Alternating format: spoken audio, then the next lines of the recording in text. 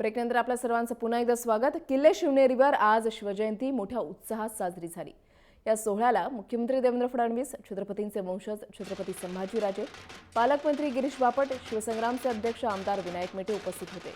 जिल्हाधिकारी सौरभ राव यांच्या हस्ते गणदेवता शिवाई देवीचा महाभिषेक झाला आणि त्यानंतर शिवाई देवी मंदिर ते जन्मस्थान असा पारंपरिक वाद्यांच्या गजरामध्ये पालखी सोहळा संपन्न झाला। छत्रपतींच्या स्मारकाला विरोध नाही, मात्र छत्रपतींनी उभारलेल्या गडकोटांचंही संवर्धन झालं पाहिजे असं छत्रपती संभाजीराजे यांनी म्हटलेलं आहे। तर शिवरायांच्या धोरणानुसार राज्यकारभार चालवत असल्याचं मुख्यमंत्र्यांनी स्पष्ट केलंय।